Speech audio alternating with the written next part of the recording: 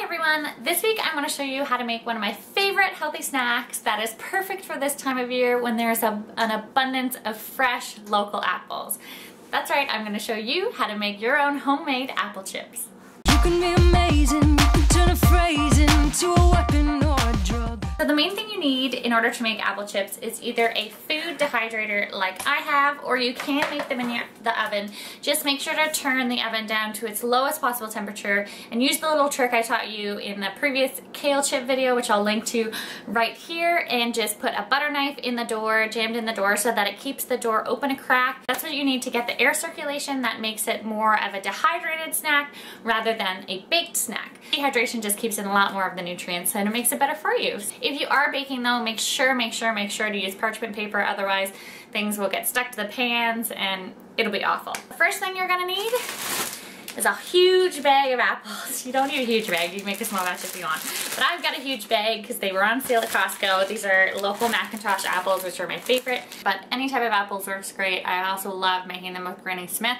If you want a really cheap way to go about doing this, there are always tons of apples on the 50% off shelf bin because they're going bad soon according to the grocery store, but they've definitely got a couple weeks left, and these ones, if you make it right before they go bad, they'll last weeks, if not longer. So it's a great way to use up those apples that you don't know what you're gonna do with. So let's get started. Once your apples are washed and prepped, you're gonna slice them. So there's two ways to go about doing this. The first is that you can use more of an actual apple slice like this. They'll take a lot more longer to dehydrate, or these are kind of a nice alternative. They'll be a little bit more chewy, like a little fruit snack, rather than a chip. In order to get chips, you need to do them as thin as possible. It's a little bit hard to slice them really thin in my hand, so it's much easier if you have one of these Nitty Gadgets, which is actually what I cut my finger on last time when I showed you guys that little sore on my finger.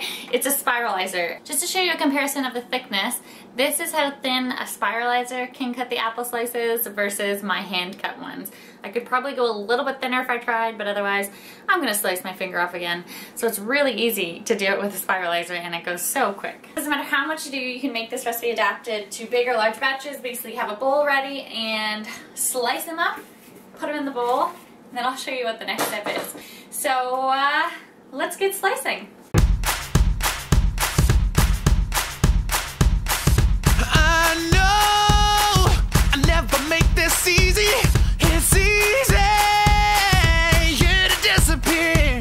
You say, give me some, a thing that I can go on together, yeah, anywhere but here. Sing it back. Oh, oh, oh, oh, hey, yeah. Oh,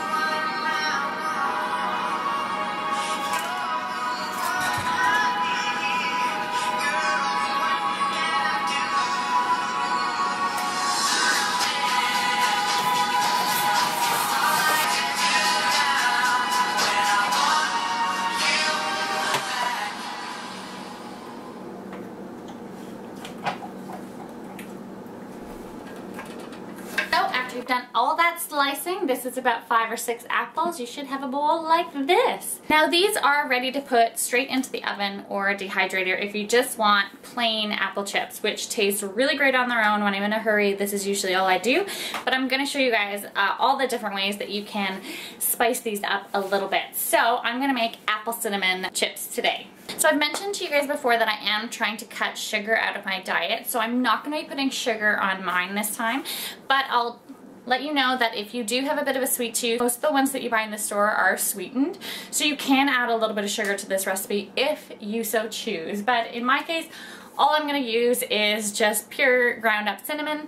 If you are using sugar, use about 2/3 of the amount of cinnamon that you use. So if you're using a tablespoon of cinnamon, try to only use like a half a tablespoon, or maybe a little bit more than half, like 2/3 of a tablespoon. You really don't need a lot. I mean, apples are great and full of sugar on their own, so that's why I usually just use a little bit of cinnamon. So what you want to do is start to spread out your apple chips either on your dehydrator sheets or on your baking trays. And as I mentioned before, make sure to line them with parchment paper if you are making these in the oven, because you don't want to have any of them sticking to the pan. When you're spreading them out on your trays, ideally they do want to be 1 layer thick. The thicker that they're layered on, it just takes longer for them to dehydrate. So if you can do them only 1 layer, that's great. If not, like I'm doing kind of a bigger batch, so we'll see how it goes. I might have to double up, but it's fine. They won't actually stick to each other as they're dehydrating, or if they do, you can easily pull them apart. Once you've finished a layer, so this is what mine look like in this case. As you can see, I kind of like to make them back into circles. It's really, really easy. All you want to do is either take your cinnamon or your cinnamon sugar mixture and just lightly sprinkle it over top.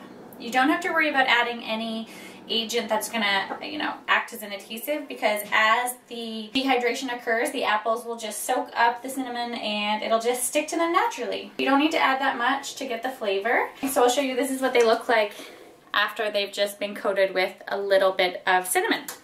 So now just keep going on with that process, doing layer after layer. So this is what my dehydrator looks like now that it's all filled with apples. So I'm gonna get these started. In the dehydrator, it'll probably take around 6 to 8 hours. It really depends on how much you're doing it and how thick you cut them. So just check them every once in a while and see how they're doing. If you're doing it in your oven, again, cut this time in at least by half. So it'll probably take around 2 hours, maybe 2 to 3.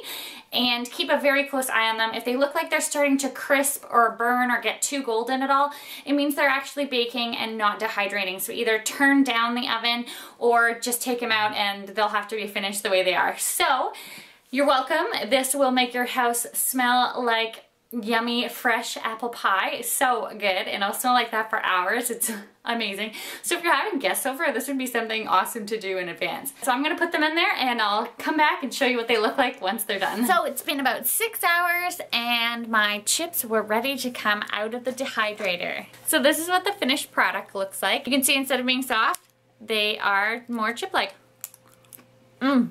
And they're so good, and this is an awesome snack too when you're at work and you just need a boost during the day, or you're craving something sweet. This is a great alternative to some of the more unhealthy snacks out there, because you know what's inside. They're really easy to make. They're actually even better for you than a lot of the dehydrated fruit and the apple chips that you buy in the store, because there's no added sugar, or at least if you're adding a little bit of sugar in the recipe at home, there's a lot less, and there's no preservatives. These will last weeks, especially if you keep them in an airtight container like one of these Ziploc containers. They'll last a really long time. That's it for me this week. Just wanted to show you this awesome recipe so that you guys can all enjoy it too. If you have any other suggestions for healthy snacks that I can try, please leave your comments below. I'd love to hear what you guys snack on during the day. I have a whole bunch of exciting videos, so make sure to like this one and subscribe to my channel, and I'll see you guys soon. Bye.